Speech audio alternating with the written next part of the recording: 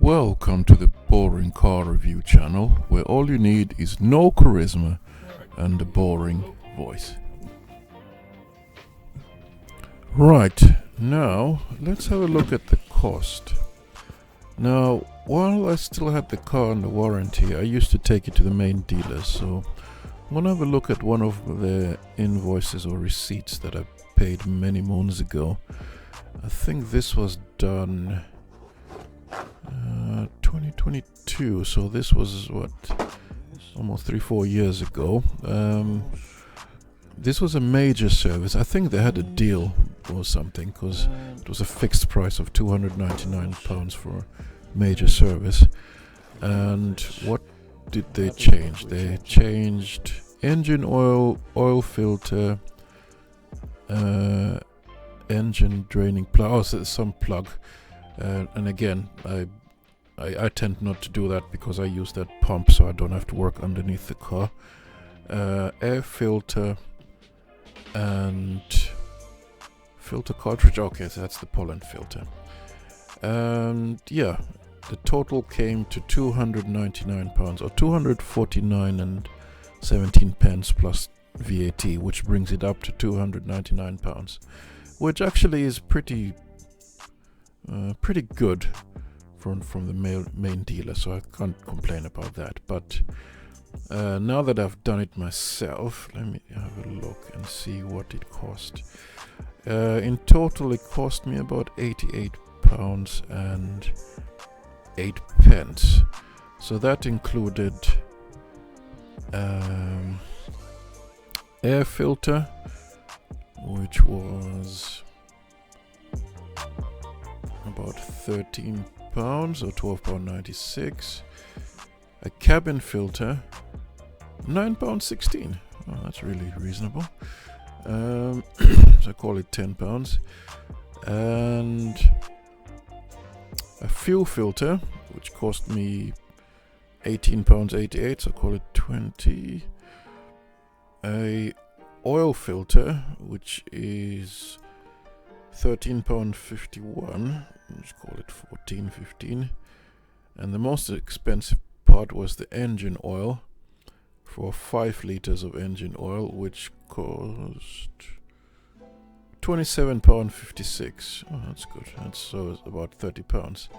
And in addition to that, I bought some I think, is it Redex or Rendex or some oil additive, fuel additive, just to help keep the injectors and the inside of the engine clean. And that was another £7, I think, or what was it? £7.31. So all in all, yeah, it was £88 and 8 pence that it cost me. So doing it yourself, I saved a good £210 and 92 pence.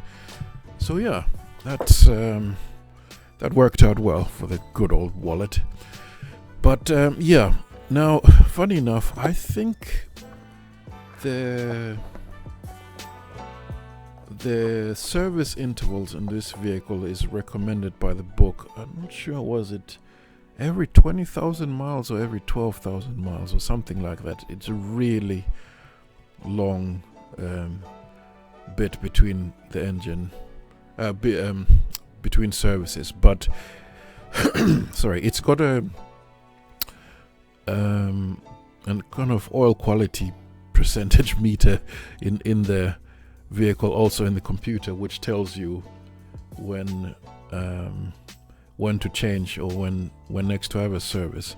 And one thing I've noticed is that if you use the stop-start system to save fuel, it does actually make you have a service quicker than if you don't.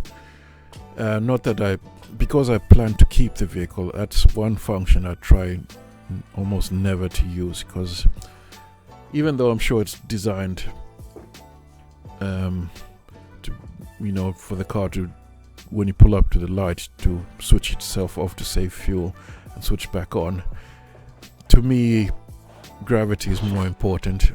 Let's say the engine switches off, the engine oil will drain out to the bottom of it, and then when you start it off, that's where you get the worst wear. So I would rather use that on this stop-start system only if I'm in really, really long queues where it's not moving for a long time, or actually come to think of it, that's the only time I'd ever use it.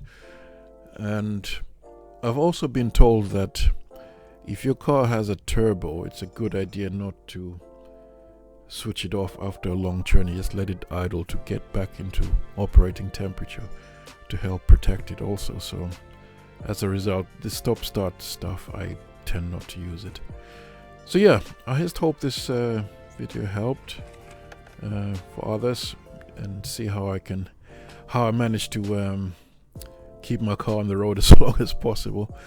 As I said, I'm hoping to get a couple of years out of it still, and long may it continue. Okay, catch you guys on the next video.